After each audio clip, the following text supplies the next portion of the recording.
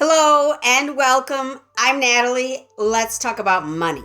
So today we're going to talk about something a little unusual for me, and that is the merger between Capital One and Discover and how this may affect you, and then also the overall picture of these two credit card companies. I talked about credit cards the other day and it hurt me deeply, but I'm continuing with the pain.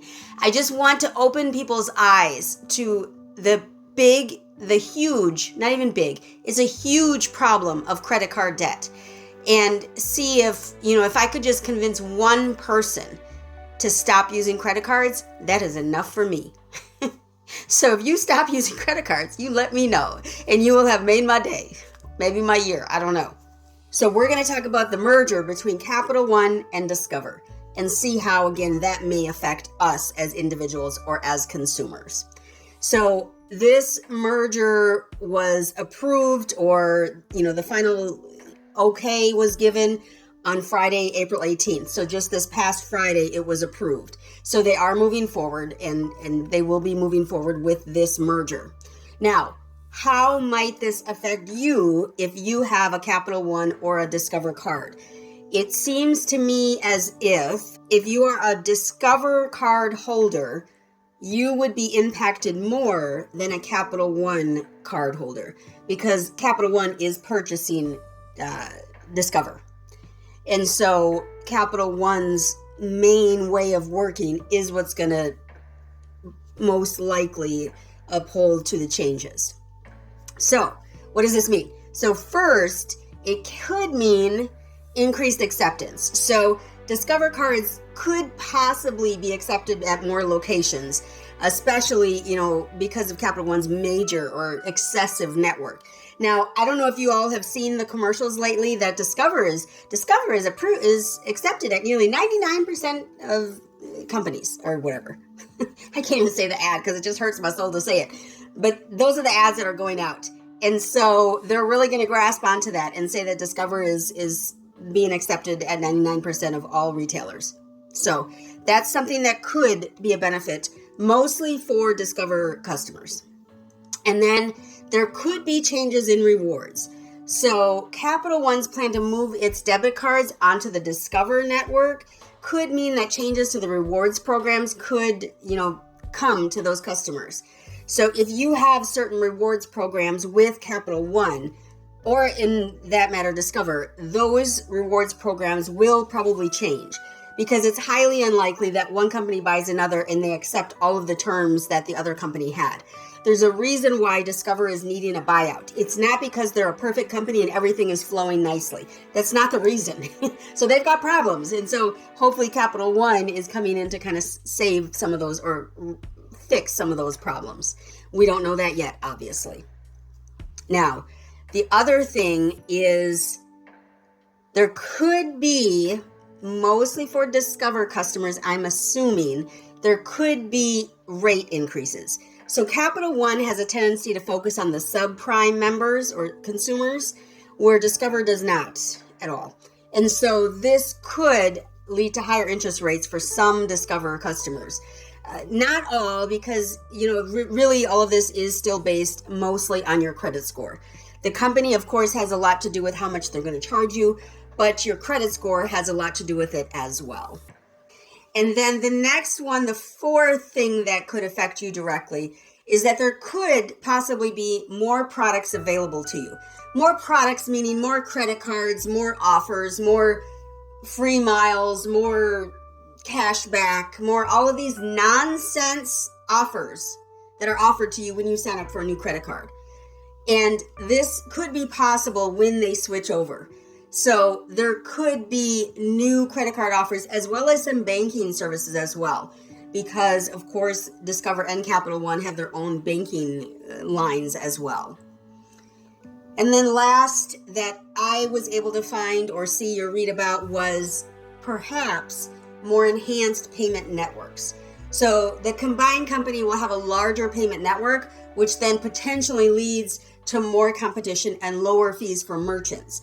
Now, the lower fees for merchants could affect you directly, because the more that merchants have to pay to have you be able to use your card at their shop, the higher those fees are, the more they're going to charge you. So if it costs, every transaction is 3%, which I think used to be the average. I have not looked to see if that's still currently the average, but it used to be 3%. But if that rate could drop down to 2.5 or even 2%, that would give that merchant a little bit more money, that maybe they could have sales, or maybe they could drop their prices a few pennies. Something that in the end maybe could benefit you if you're using a Capital One or Discover card. Now, if merchants keep the profits to themselves, which, they are in business to make money, so that would make sense, then they most likely will just keep that extra 0.5% or 0.25% or whatever it could be. They'll keep that for themselves as profit instead of returning it to the consumer who's coming in to buy this stuff to give them that profit in the first place. So many times the merchant is going to keep that profit for themselves.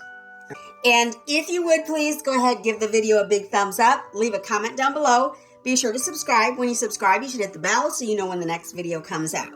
Let's go ahead and finish talking about these credit cards. So those are kind of the 5 effects or impacts you could see as a consumer if you have a Capital One or a Discover card, or are getting a Capital One or Discover card.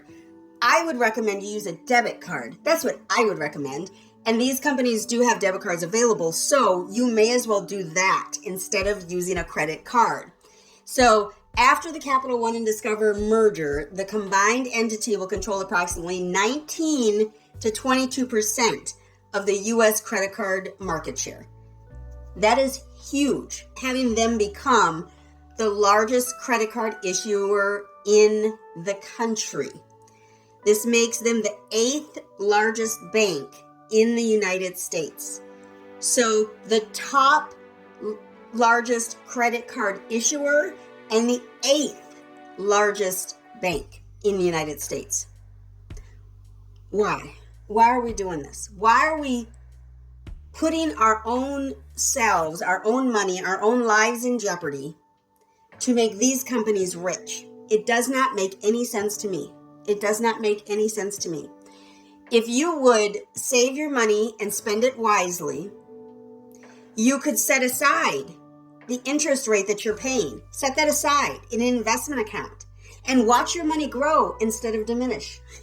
If you put interest rates are like, I don't remember what the average was, 20 some percent.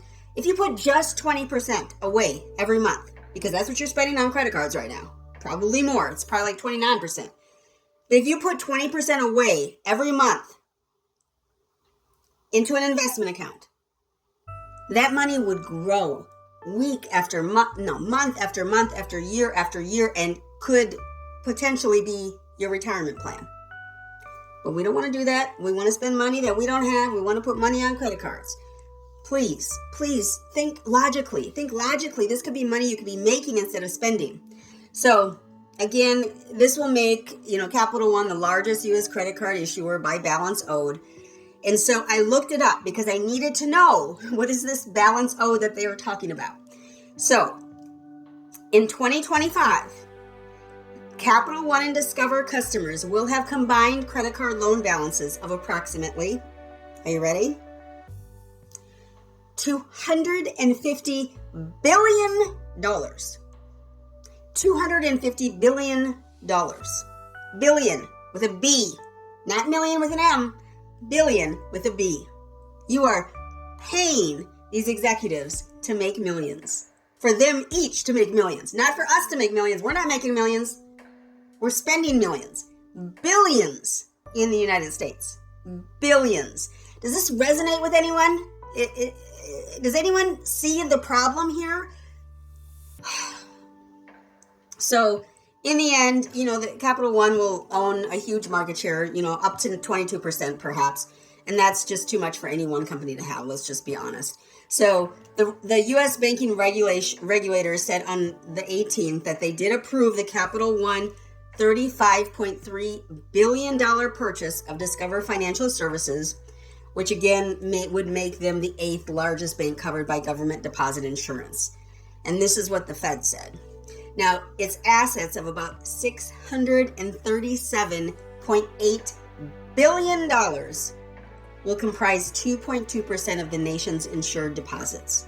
So, the Capital One and Discover, they've received all the regulatory measures that they need. They've gotten all the approvals you need. So they're planning on closing on this deal officially on May 18th. That's kind of like the final sign off. So both companies released this information in a joint statement saying May 18th is the date that these companies will combine and become one. Now, one thing I just want to point out, I'm running out of time here. I wanted to make this less than 10 minutes. I can't make it under 10 minutes. So one thing that is important to mention is that there is approximately $250 million of fees and judgments against Discover that have already been approved and already gone through. So Discover owes $250 million to their customers for overcharging fees. The first one is from the Fed, which is $100 million for overcharging fees from 2007 to 2023. And then the second one is from the Federal Deposit Insurance Corporation, which has ordered Discover to pay $150 million for a civil fine for overcharging fees. This company, Discover, has overcharged $250 million of fees. And this is what people that sign up for credit cards want to pay. This is what they want to do. We want to sign up for these extra fees that are not regulated. They're not accurate. They're completely off base. But we're okay with doing this? This is what I ask. I ask that you review your credit card. If you have a credit card, I ask that you review its statement. I ask that you review its policies. I ask that you review its agreement that you have made with them and see if it's worth it. Is it worth it? Would it be more worth it to save money in some sort of account, get some interest off of it, and then spend the money out of that account when you're ready to buy whatever it is you're financing? Instead of financing, wait a month or two to collect the money and pay for it cash and never be charged a fee for that. It's free. It's great. It's great to buy something for the price that shows on the sticker. It's not great when you pay the price that's shown on the sticker and then you pay an additional 26% after that. That's nonsense. Stop doing that. Okay, I have to end it here. I have to. I'm getting all excited, upset. I have to end it here. So remember to invest in yourself today so that you can make a difference for others tomorrow. Investing in yourself today could mean paying off your credit cards, getting rid of them, and never using them again. That's what that could mean. I ask that you go ahead and give the video a big thumbs up. Leave a comment down below. Be sure to subscribe. When you subscribe, hit the bell so you know when the next video comes out. I thank you so much for stopping by today. Y'all have a great one.